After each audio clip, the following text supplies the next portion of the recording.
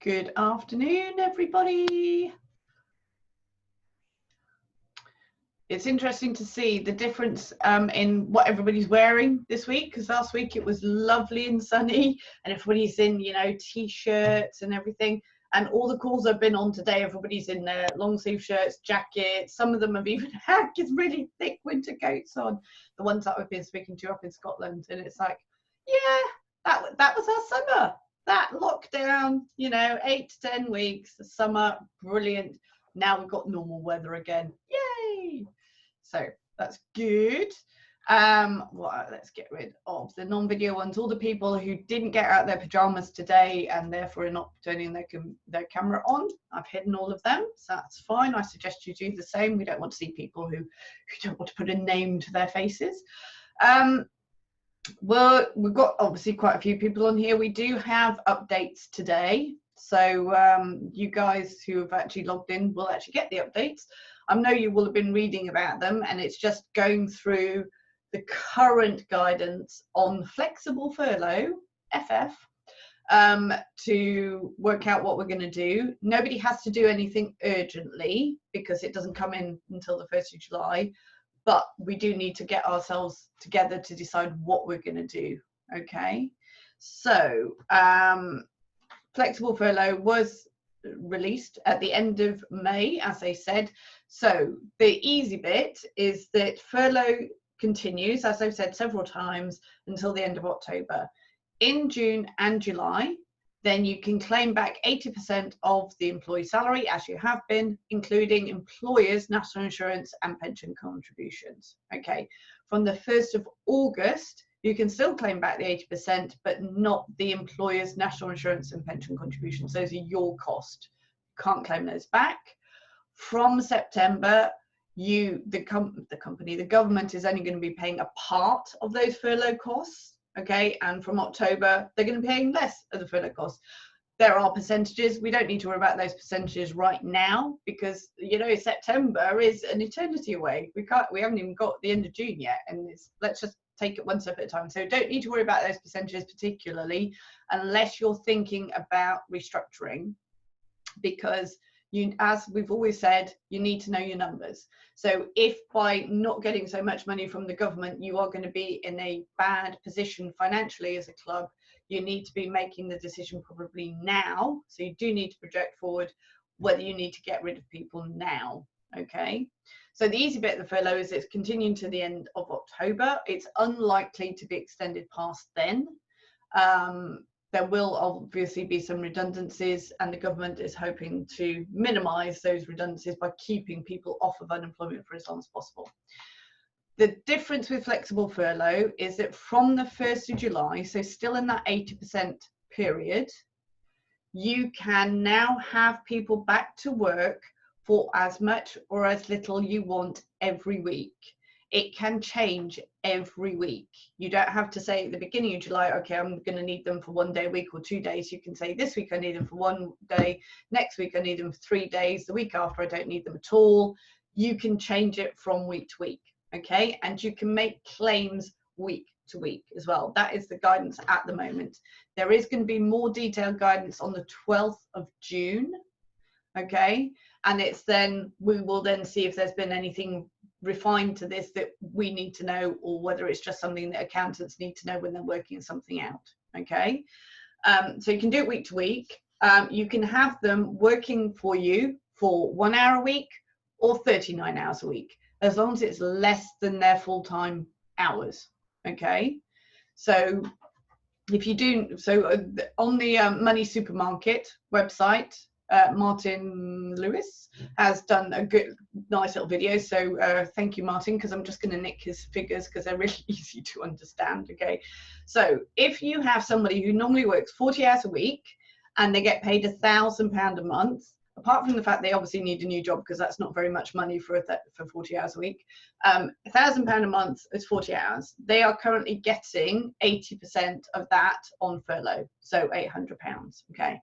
From the 1st of July, you say, I want them back for 10 hours a week, so a quarter of their week.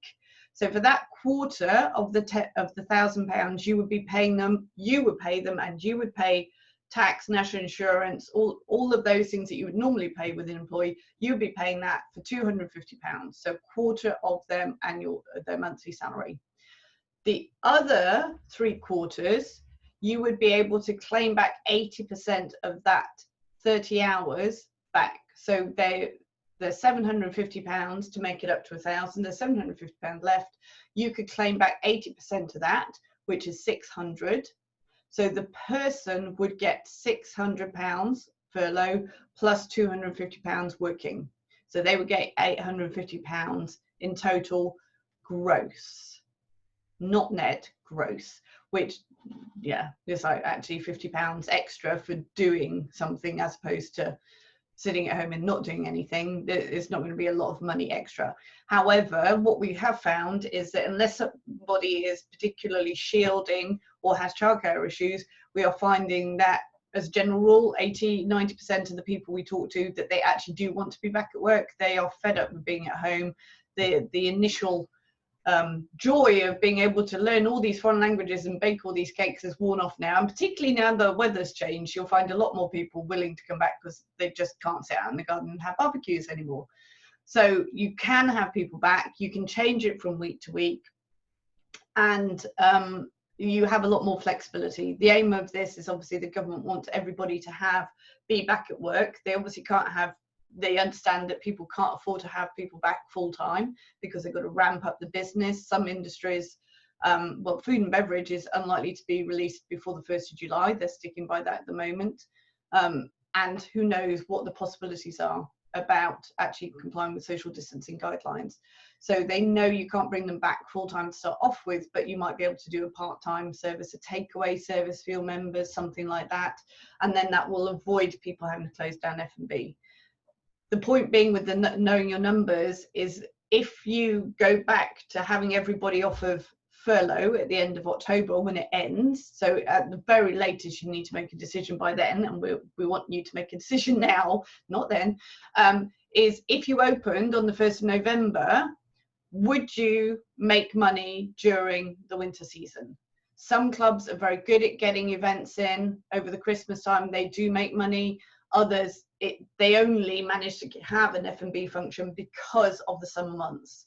So if you are going to be in a worse financial position opening on the 1st of November and you don't usually make any money until, say, the 1st of April or the 1st of May even, you should seriously think about shutting down the F&B function, making the people redundant, and then you can always go back to them next year and say, actually, we're reopening on the 1st of May, would you be interested?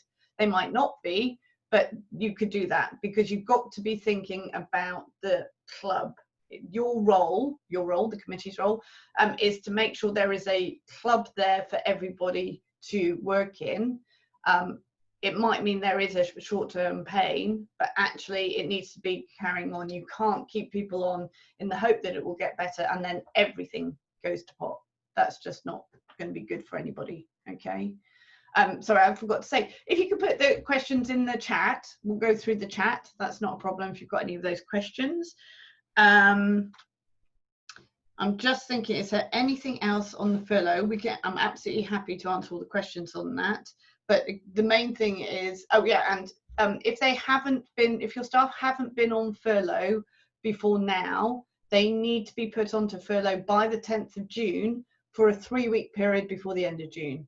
Okay, not 3 weeks when you go into July. It needs to be a 3-week full period in June so that they can qualify for furlough payments in July. So I'm not sure that there are many people who would be affected by this. Most of the F&B have been furloughed anyway, so that's irrelevant. It's whether there's greenkeepers who were thinking, oh, I might put them on this part-time scheme from the 1st of July. They've been working all the way through because we've needed the course maintenance. You now need to make sure they have been logged as being on furlough at least once before the end of June. Otherwise, you will not be able to put them on the flexible furlough from the 1st of July. Okay, if they've been on at some point since the 20th of March, you're fine. But if they haven't been on at all, you need to put them on by the 10th of June, so you get full 3 weeks before the end of June. Okay. The other thing that we keep going on about, if you have people on furlough, that you should strongly encourage them, first stage, and second stage, tell them when they're going to be on holiday. Okay. Make sure they've used up their accrued holiday to date. Make sure you give them twice as much notice as the length of the holiday. So if they've got 5 days holiday to take, you have to give them 10 days written notice that they are taking it. They cannot legally object. They can obviously moan, but they can't legally object about that. They have to do it. Sorry. Just have a drink. The other thing as well, because although I know it feels to us, to a lot of us, that it's like Groundhog Day and that time is not really moving forward, in employment law terms it is. So you need to keep an eye on people who are coming up to their 2 years service, because once they're over 2 years, they are going to be more expensive and more difficult to get rid of. So if you've got anybody who's coming up to their 2 years service in June or July, you need to seriously think about giving them notice now. Be aware that their notice period, if it goes over that 2-year date, means that they have 2 years. So the notice period is included. If you are really close to it and you couldn't keep them on gardening leave or on furlough for that time, you would have to do a pile-on payment in lieu of notice, pile-on, and that will get them off the books immediately. Okay, therefore they wouldn't go over the 2 years. The disadvantage of that is that you cannot claim pile-on payments back from the government on furlough. You can only claim back if they're on gardening leave. So the sooner we work out what the strategy is for parting company, the better. You can obviously keep them on, but with the business head on rather than the human kindness head on, it's going to be better for the business to part company if you were thinking of parting company at some point this year. Okay, because this is going to be the easy way to do it, easiest and the cheapest way that you'll ever make a redundancy. Okay. Una's asked, how do notice period payments work if the staff member is on furlough now? So once they're in their notice period, you pay them at 100% of their pay and you claim back the 80% from the government. Okay, you don't need to keep them on until the end of furlough.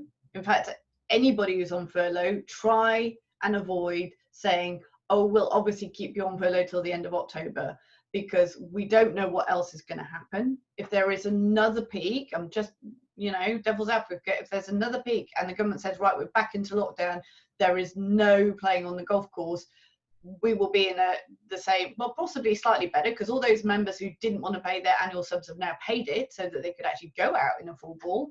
So you'll have those subs in, but it will still not be a good situation. And you don't want, it's always a bad conversation doing a redundancy, and it is made much worse if you're having a conversation where you said I could stay on until October and you're saying, well, no, actually you can't, you've got to go now. And that just starts off wrong, to be honest.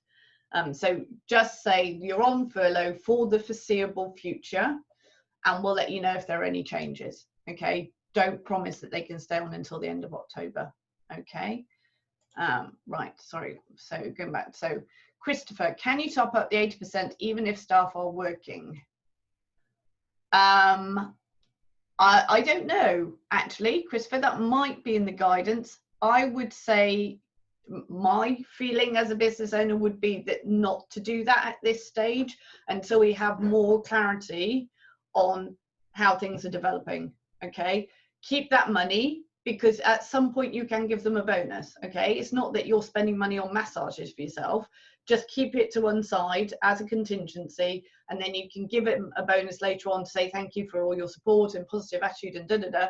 I would keep it on the 80%, because you just don't know what it's going to be. It's one thing if they're on furlough for the whole month. If they're doing working, that gets a little bit trickier, but there's no legal reason at this moment that you couldn't top it up to 100%. Okay, if you are currently paying people 100% on furlough and you need to go down to 80% at the end of June, you need to tell them this week, I mean before tomorrow afternoon, that is going to happen so that they can adjust their spending accordingly. I know they're at home, but it's amazing what you can buy on the internet nowadays. So you can spend quite a lot of money very quickly. So you need to let them know that at the end of June, they will only be paid for at 80%. Okay, so give them as much notice as possible. If you do it next week, that's not going to be enough notice. This week is also a little bit late, but you could probably just about get away with it. You're supposed to really, for pay changes, give them 4 weeks notice. Okay, but if you do it by tomorrow afternoon, you'll probably be fine. Okay. We've had Una's question. Stephen. Stephen's got someone on long-term sick accruing holiday. Can I tell them to take holiday like other furloughed staff? Yeah, so you can tell any employee at any point, even in normal times, to take holiday. You can tell them. You just have to give them twice as much notice as the length of holiday. So somebody on long-term sick continues to accrue holiday as normal, according to whatever their contracted hours were. So that you can say, okay, you've earned 10 days this year. In 20 days' time, you're on 10 days holiday. That's perfectly okay. Just give that to them in writing. They can't object to that. Okay. It does depend. I say that. Okay, that was a little bit flippant. If they are at clinically extremely vulnerable, the new definitions, but issued by the government, and they do tend to tweak those quite regularly, then you need to be considering whether that is the case. However, long-term sick people, you would normally put on holiday, even though they're long-term sick. So it's just at the moment, they can't actually go anywhere. They can't actually possibly go outside. It depends what their long-term sickness is, whether they are in that extremely vulnerable category. So you might need to think about that. I'm quite happy, Stephen, to have a chat with you about what the illness is to decide whether it's worth doing it. They can always say no, and if they said no because I can't actually enjoy a holiday in any way, i.e. they can't even go outside their house, then you might want to rethink. But we could have a chat about that separately. Okay. Melanie, gosh, you're very quick typing, Melanie. Okay. Last week we discussed staff who've not yet been furloughed but may need to be furloughed. No, they need to be furloughed before the 10th of June now. Okay. So they need to be furloughed. All staff need to have been furloughed at least once before the end of June.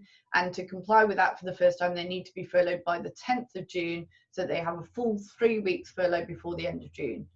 It's no longer the 1st of August. The new rules are that the 1st of August is irrelevant. Yeah, and you can enforce holiday when someone is furloughed and working their notice period. You just, like I said, need to give them twice as much notice as the length of holiday. Our clients have in their contracts that during gardening leave, if they're on gardening leave, which this would be the case, that they are deemed to have taken any accrued holiday during their gardening leave, so that you don't have to give them notice. But you have to have had that in your contract from the beginning. You can't do it retrospectively now. Okay, so I'm just saying, if you all come and join us and be our clients, we'll help you. Okay, so you can do the holiday, and again, notice period and holiday are paid at 100%. You don't have to pay extra for the holiday. They would just be on at 100% during that notice period. Okay, Joe, if we are looking at going the franchise route for catering, which is currently in-house, do redundancies happen before or after the franchisee takes over to comply with TUPE? The redundancies don't happen at all. So if it's TUPE, if you actually, okay, so there's two types of this. If you are thinking of getting a franchisee in, the same rules would apply as if you were going to reopen F&B after making people redundant. You would have to leave it for 4 to 6 months to make sure you didn't have a claim.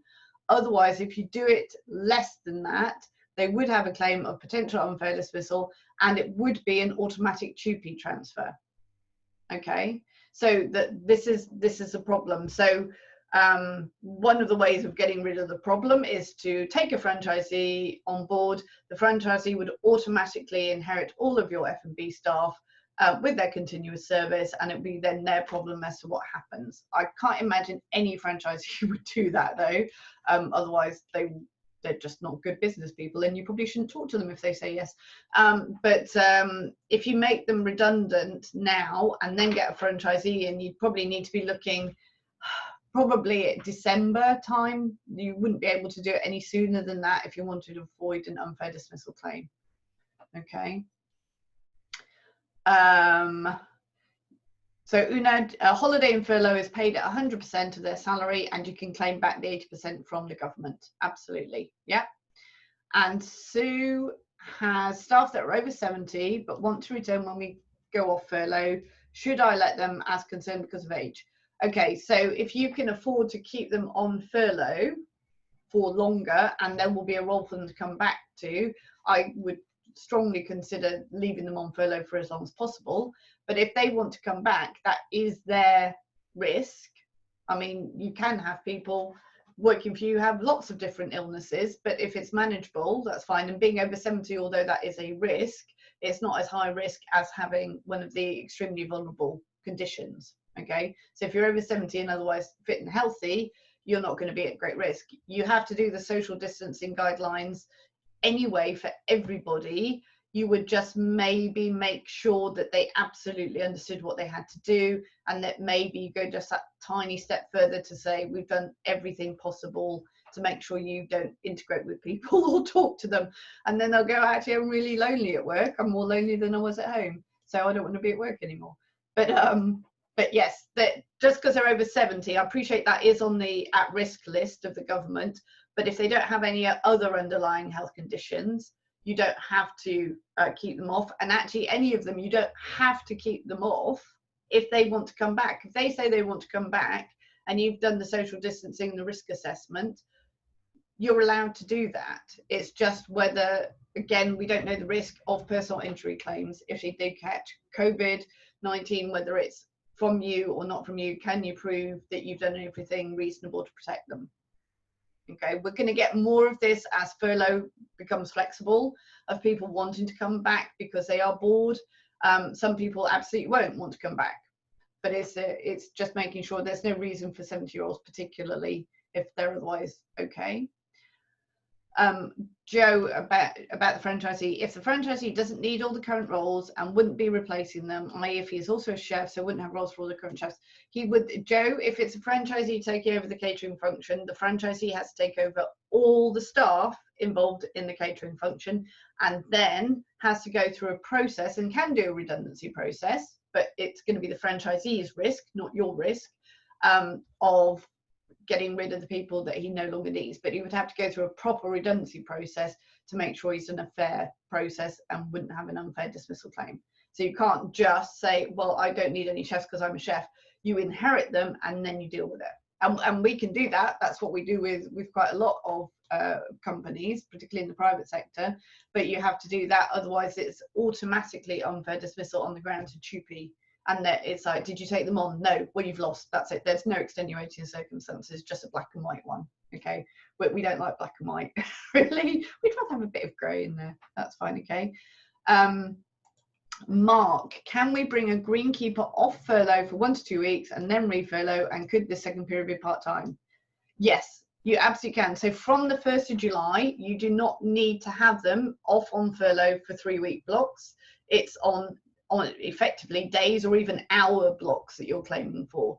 So you could have him off on furlough in June. The same rules apply. So in June, it needs to be 3 weeks at a time. Okay. From the 1st of July, there is a lot more flexibility. You can claim for days or hours or weeks of furlough, and there is no minimum 3 weeks. But in June, it has to be 3 weeks. And then going forward, it's very flexible for what you can claim for. Okay. David, can 0-hour staff be left indefinitely without work? Obviously, it would be their decision if they wanted to find work elsewhere. Absolutely, that's fine. You can. I would say that you'll keep them on furlough until the end of August, at least, because it's minimal cost to you. That said, we've been saying all the time in our restructuring conversations, if you think you're not going to be opening the F&B function again, use the furlough at 80% to do the consultation period and the notice period. So we can structure it so that they are leaving at the end of August, at the end of their notice period, and then you've only got the statutory redundancy pay to pay, okay, and you've only had to pay the top up of the notice period, and that would be seen as fair. The question is it doesn't feel fair to me. It is legal, but it doesn't seem fair to me to take people off of furlough where they're getting 80% and put them on to 0. If you don't need to, if you are not out of pocket. And until the end of August, well, till the end of July, you're definitely not out of pocket. And at the end of August, you're only minimally out of pocket. So it's then deciding what you want to do. Putting them onto 0 certainly now would not be considered fair. It's legal, but it's not fair. Okay. Sue, I said, Right, yeah, sorry, Sue. What I was saying is if you're going to reduce the amount you're paying, if you're topping up people's salaries to 100% and only claiming back the 80%, and at the end of June, you know you're only going to be paying them 80%, you need to tell them by tomorrow, by the end of tomorrow, that you are only going to be paying them 80% at the end of June.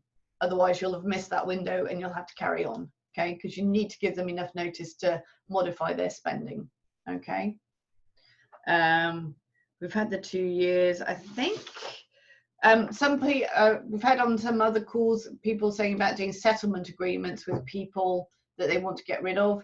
You can do settlement agreements. We would strongly recommend you do that as part of a redundancy process, okay? Not a formal part, but I would keep it as a backstop in a redundancy process if things start to go pear-shaped. I wouldn't go in at this stage and say, for example, if you've got a head chef that you don't want anymore, and go in and say, look, I'll give you some money and go, because the minimum you need to give them is the 3 weeks consultation, the notice period, and the statutory redundancy pay, plus more money on the top of that to get them to sign away their right to sue you. Okay, so it's not the cheapest option. It can be the quickest option, but it's then you need to have that as a backup in case things go wrong. And what we would normally say is do the process correctly, and then if they're unhappy, they go to ACAS, early conciliation, the first stage before a tribunal, and then we find out what they're unhappy about, and we can do what's called a COT3 agreement, COT3 agreement, and that is just as binding as a settlement agreement, and you don't have any legal fees. We have no problem with not blinking. We're quite happy to not blink, and it goes to early conciliation, and then we'll settle it then, because then you can see exactly what they're upset about. Whereas when you're doing a settlement agreement, you have to guess what they might be upset about. They don't usually tell you quite so clearly, but once they go through ACAS, they have to tell you more clearly what their claim is going to be, and then you can decide on the risk whether you want, how much you want to pay really, and how much it's worth to make it go away. Okay. Martin has a handyman who works 2 days per week in winter and 4 in summer, June, July, August. He's been on furlough since 24th of March and was paid at 2 days. Okay. If he comes back for 1 week and then back on furlough, is the furlough paid at 2 days or 4 days? That is a good question, Martin. I'm not quite sure, actually. That I'm hoping that's going to be in the guidance. They were very clear at the beginning with furlough, saying it has to be the pay rates as of the end of February. Okay, you weren't allowed to do any increase for minimum wage increases or any pay increases or anything like that. It had to be what was the pay rate at the 29th of February. I'm not sure, and this is hopefully what they'll put in the guidance, is that going to be the same rate for furlough after the 1st of July if they're working part-time? Or is it then based on their new working rate that comes effectively it goes live as soon as you start having them working for you? I don't know on that one, I'm afraid. We can talk about that when we've got the guidance. There are 5 pages of guidance from HMRC, most of which have lots of figures in them, and I've just lost the will to live, to be honest. But it doesn't say anything about how much the furlough payment should be. And when we went to look for it for somebody else, it's on one HMR website on about the 10th page that you scroll down, it says it there, but it's not been written anywhere else in big letters. So it's they're not trying to help particularly, so that's fine. David, with the flexible furlough and staff potentially coming back to work hours, does minimum wage need to be applied, or is the minimum wage increase not being? No, a minimum wage applies now, and any pay increases apply now if they are actually working for you. If you're actually working, you have to comply with everything that's been agreed and any legal changes. The furlough is a bit that we're unclear on.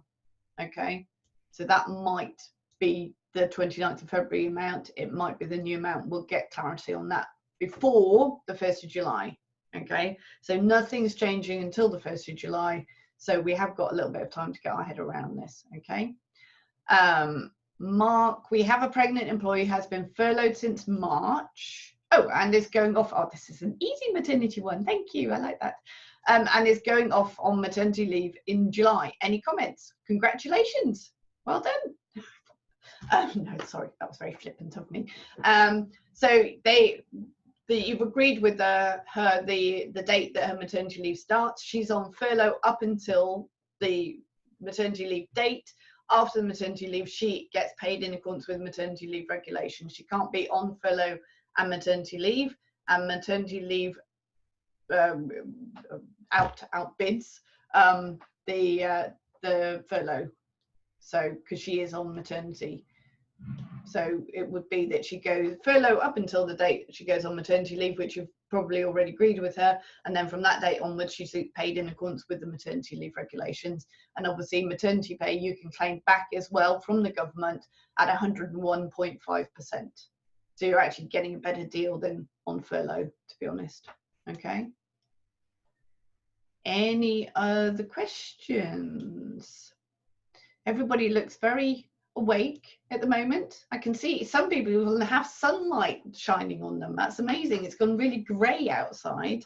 It's not raining though. I still have to water the plants, but there you go.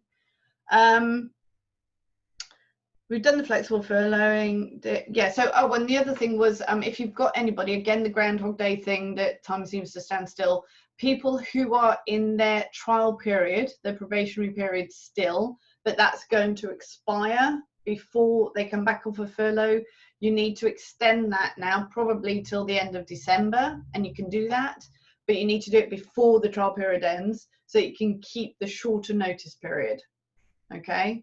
And you can, the justification is that because they've been on furlough, you haven't had a fair chance to evaluate their performance, therefore you're going to extend it to the end of December. And that buys you a little bit of time with the shorter notice period to actually decide what you're going to do with them. Okay. Joe, how about if we did any necessary redundancies prior to agreeing to a new deal with a franchisee? Okay, yes, and strangely enough, you're not the first person to think of doing this, and guess what? The law allows for you to be sued for that because they're being made redundant on the grounds of a TUPE transfer. So you would have to do the redundant, you could do it, like I said, you can make them redundant. You're going to have to leave 3 to 4 months minimum between the end of their redundancies, so their actual end of notice period, and a catering franchise comes in to try and argue that it was not because of the TUPE transfer. And the fact that you're already thinking about it, and it's probably in minutes of committee meetings, I'm just saying, committees leak like sieves, that information would be freely available to anybody on that team, because there's always somebody on the committee who leaks that information to the people because they feel sorry for them, and they will be able to claim that you only made them redundant because of this TUPE transfer, because you're going to outsource it, the catering franchise. So you would find it difficult already to do that. If it's not been discussed in committee and not been minuted anywhere, you're okay. Don't discuss it at all. Just do the redundancies. But if it's been discussed and minuted already, you are already on shaky ground. Okay, I'm not saying that it's definitely going to be leaked, but it's just our experiences. These type of things absolutely do get up, and it would be used against you, and it would be automatic unfair dismissal. Okay, so the thing being that you would be sued, but when you bought the catering franchise in, which you could still do, that claim would automatically transfer to them. So again, if they're happy for that to happen, you really need to not be working with them, because they are not good business people. No business person with any value would accept an ongoing tribunal claim.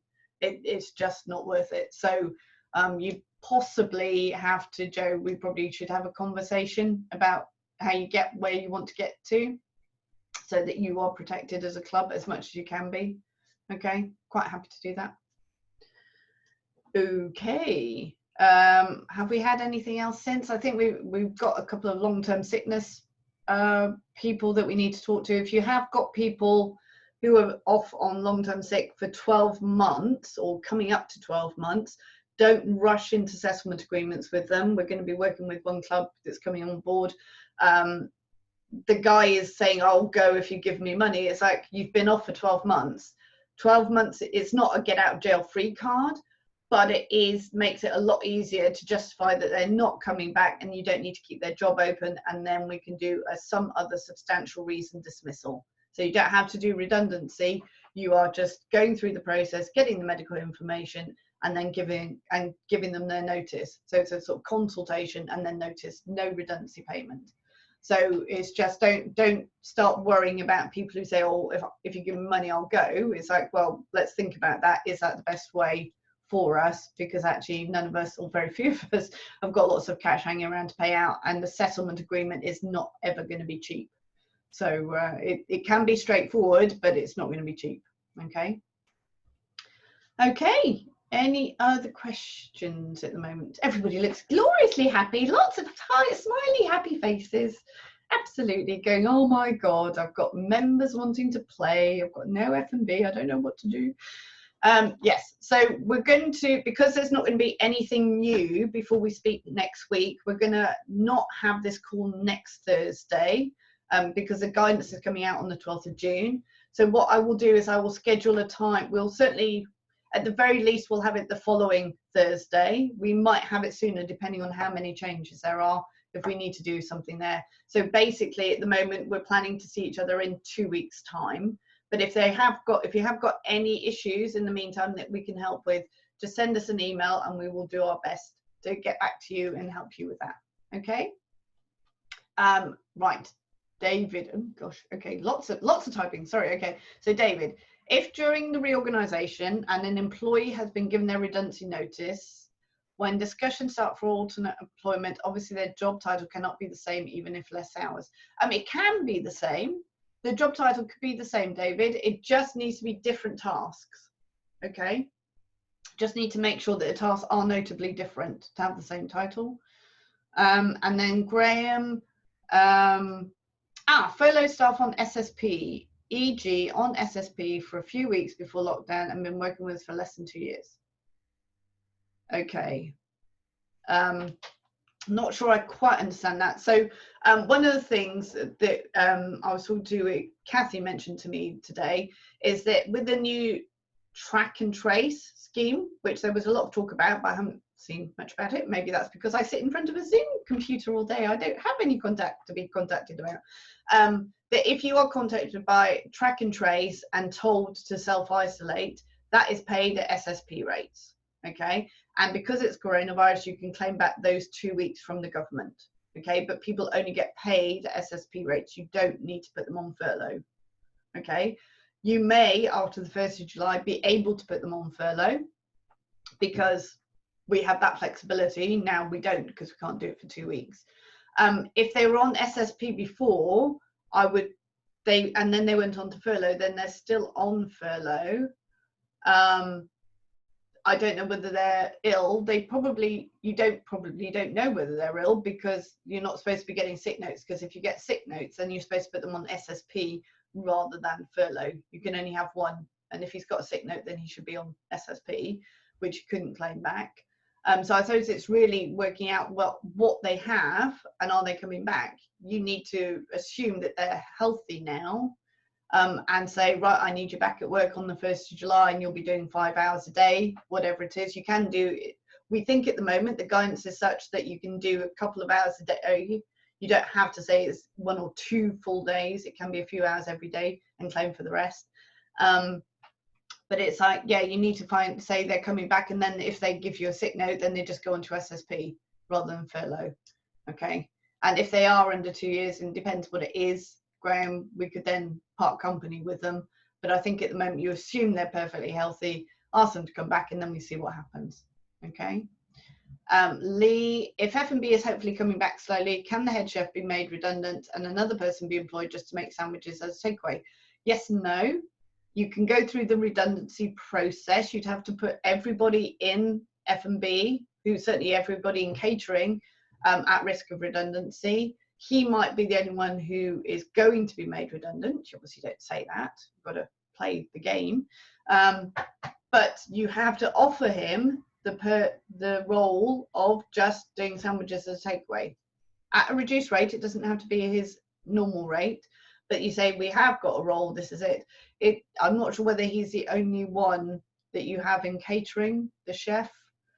Is there nobody else? He's the only one. There's nobody else in catering who does all the food. In that case, you would have to offer him the takeaway role. If he said no, then you would go through to the redundancy. But again, that needs to be part of a process unless he's under the 2 years. Okay, but we can help you with that one, Lee. That's not a problem. Okay, good. Okay, well, like I said, any questions, come back to us via email, and then otherwise we'll see each other in 2 weeks' time. Lovely. Thank you, everybody. Bye.